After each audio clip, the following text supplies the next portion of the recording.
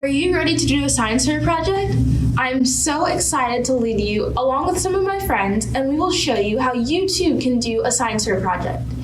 Along the way, we'll show examples of how you can use solar energy as an example of doing a science fair project. So the first part of a science fair project is first doing some background research and developing a question. Background research can come in many forms. You can be inspired by maybe something you read in the newspaper, something you saw online, even on social media. You can then take that interest that you developed and go onto a scientific journal, some type of credible source to do some research. You can ask a parent, ask a friend, ask a mentor who is in that profession if they know anything, and then start developing questions based on what you read.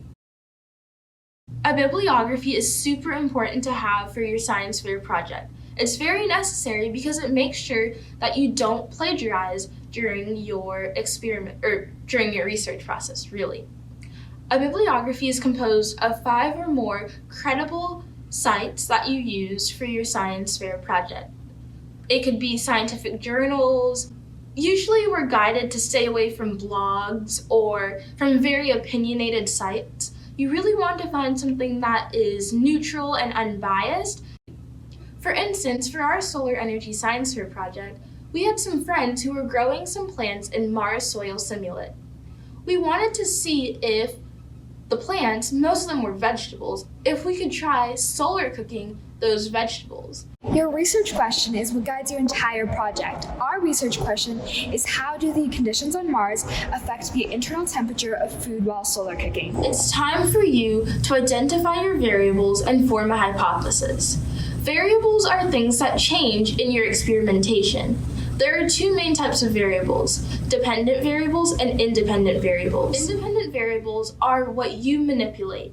An easy way to remember that is using the acronym MIX. Manipulate, independent, and X, because whenever you graph it, it goes on the X-axis. The dependent variable is what you are measuring throughout your project, and a way for you to remember that is dry. Dependent, responding because it's the data that you're gathering back, and Y, because it goes on the Y-axis. Now that you have identified your variables, you also need to be aware of your controlled. Controlled variables are what you need to, as the name suggests, keep controlled. You don't want to manipulate anything that's being controlled because that could, for instance, be the weather, the time of day that you're experimenting, or what you are using to experiment. You want to keep those things the same throughout your project. So for instance, in our project, we wanted to use solar cookers and compare the temperatures, one in Earth condition and one in a Martian condition. We had to use the exactly same solar cookers, so 2 identical solar cookers. Our independent variable was using, at first, a black piece of paper to cover the middle area of the solar cooker. And then our dependent variable was the temperature because we wanted to compare the 2 temperatures. A hypothesis is your educated guess. It is what you think will happen based on the variables at play. And our hypothesis for our experiment was that the solar cooker that had the black square covering it would have a lower temperature compared to the solar cooker without the black square, which represented the Earth condition. In every science fair project, it's important that you list all of your materials. The materials in your science fair project are the supplies that you will be using to perform your experiments. It is important to list all of them so people who are trying to replicate it can do exactly what you want them to do. In our solar fair project, we used a shade cloth, 2 identical solar cookers, and 2 identical thermometers. Procedures are detailed instructions of what you did during your experimentation. The procedure needs to be extremely specific. If someone with no knowledge of your project read your procedure, they should be able to replicate your project exactly. Be sure to have your procedure in a numbered list and have measurements or specific names when applicable. In our solar experiment, we covered 1 solar cooker with a shade cloth and then we left them outside for an hour. Before we used the shade cloth, we used a black piece of construction paper but our mentor told us that it was blocking out sunlight instead of filtering out sunlight like it was supposed to. We want to say that because having a mentor is so important. Mentors can be anyone who guides you along the scientific journey but does not do the project for you. When doing your science fair project, you might come across a couple of problems. When you are faced with a problem, it's important to take a step back to figure out if you can solve this problem and how you would go about it. After our mentor mentioned the black construction paper and how it blocked out the sunlight, I did some research and I found something called a shade cloth. A shade cloth is made out of woven polyesters, and it helps filter and block out sunlight without casting a shadow.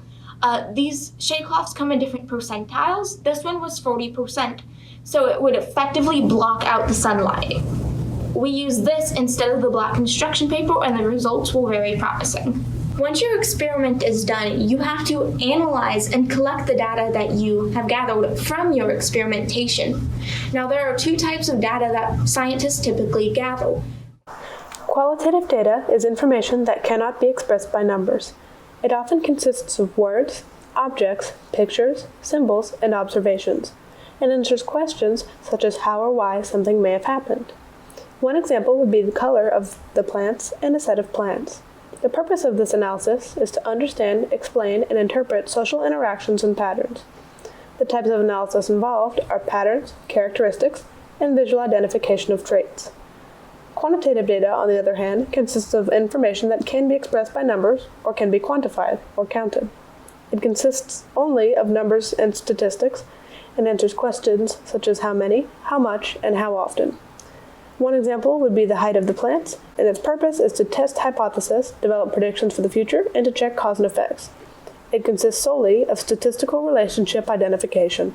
The quantitative data that we collected in our experiment would be the times and the temperatures of both solar cookers. One good example is the 40% of the temperatures that was cut out by the shade cloth that was covering one solar cooker versus the other, right?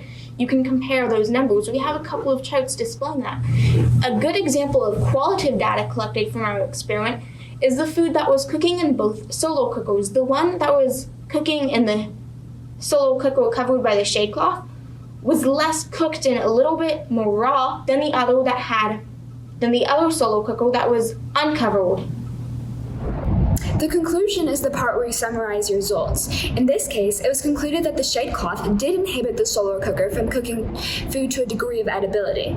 The solar cooker with the shade cloth only reached a temperature of 122 degrees Fahrenheit, whereas the uncovered solar cooker reached a temperature of almost 300 degrees Fahrenheit. The shade cloth was also effective at mimicking the Martian environment, as sunlight is diminished by 40% on Mars. The shade cloth was able to mimic this accurately. Another vital part of the conclusion is the extension. The extension is what you could do for your next project based off of your findings from this project. For this project, the extension we chose was to make Martian kebabs, consisting of many different vegetables all inside a solar cooker covered by a shade cloth to mimic Mars's environment. In the future, another extension that we could try is adding dust over the solar cooker to truly recreate what it might be like to cook on Mars. Judges like to see how your project can be applied in the real world. Our application of this project is explained in the open space part of Alan's video. When choosing a location to land a solar-powered object on Mars, one must consider whether that location is affected by dust storms. Using a program called OpenSpace, I found out that one of the worst locations to place a solar-powered object is Hellas Planitia. Hellas Planitia is a deep basin where the difference in altitude between the bottom and top of the basin is more than 9,000 meters, and the difference in pressure is 103%. This means that when sunlight warms up the bottom of the basin in summer, the warm air will move very intensely, forming winds that can carry dust particles with it. And these dust particles can then cover solar panels and decrease their efficiency.